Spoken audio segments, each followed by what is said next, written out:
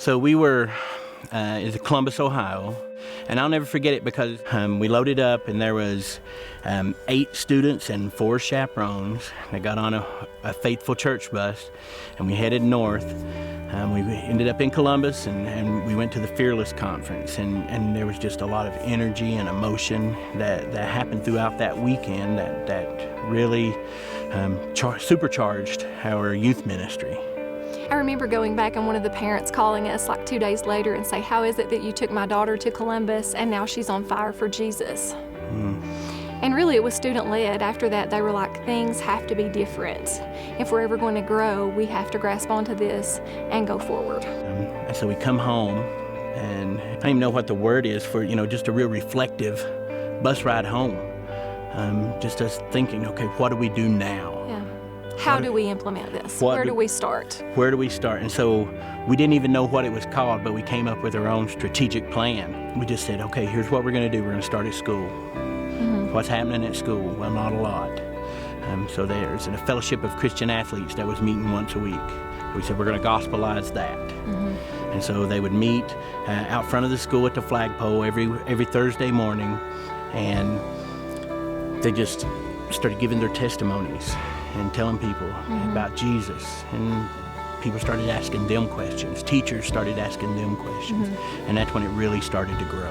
And we had heard about Lead the Cause through the Fearless Conference, but they really, honed in on it during that when we took our leaders. And then we went through the Gospelized book with our leaders. Once a month we met with all of our leadership team and went through the entire Gospelized book.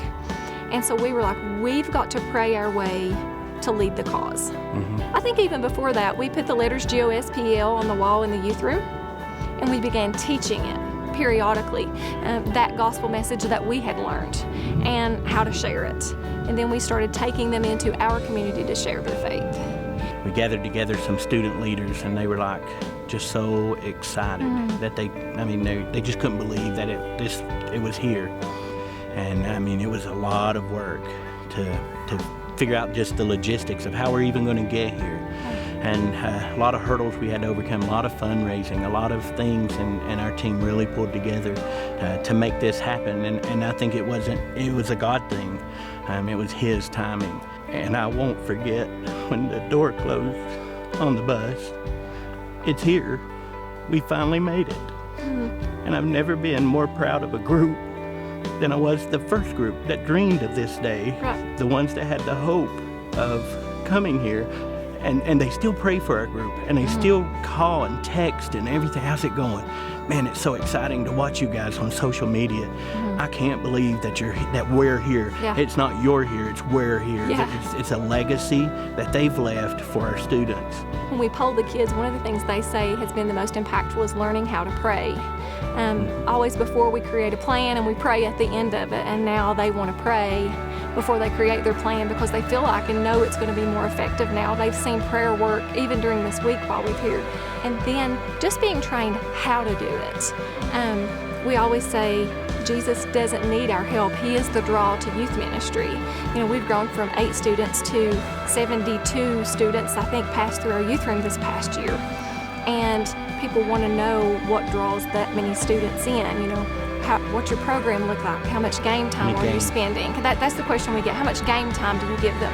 And the truth is, on Wednesday night, they get no game time. We program other days for that, but on Wednesday night, it's clearly a gospel message every Wednesday night because Jesus is the draw. He doesn't need our help. But I think that's reaffirmed that even to our kids, the power that they have. Because, we live in a world that says this generation is destroying us, but we see it different. This generation is our only hope to save us. And I think they saw it from somebody else this week, being around people who just believe in them. Most kids have everything they want these days except somebody to just believe in them. And this has instilled that in them this week. But our eyes were open to the power of multiplication. Yes. Before we were, kind of reaching out and bringing students one by one. And now our students are so energized. The biggest talk we've had all week is, where are we going to put everybody? If they all just bring one, we don't have room. Right. And so our hope is we have to tear down a wall. Yeah. And we have to expand our youth room, or maybe we just take over the sanctuary. I don't know. but we got to do something, and it's all because they fell in love with Jesus, and they want everybody else to see exactly what it is that has touched them and changed their life. Yeah. Just seeing what Fearless did in 3 days made us believe in this, and we stand behind what Dare to Share stands for. It authentically loves children and is trying to reach them in a world that kind of pushes them to the side. And you don't leave this behind when you go home. This is to equip them to take it with them. If you build a porch, you still have to leave that behind. Your memories are there, but this you take home and it ignites something else, and you build something bigger than what we even have had here this week. And so the mission impact happens when we get home. Yeah. And we call this the mission trip, but really the mission happens when we get home. And the students done said, I've got a map that hangs in my office. They said we're going to put a pin in our city, and we're going to claim it for Jesus, and it's going to be different. I'm Chris Bartley. I'm Billie Bartley. And I'm the youth pastor at the Pikeville United Methodist Church in Pikeville, Kentucky. And we want to see every teen, everywhere, hear the gospel from a friend.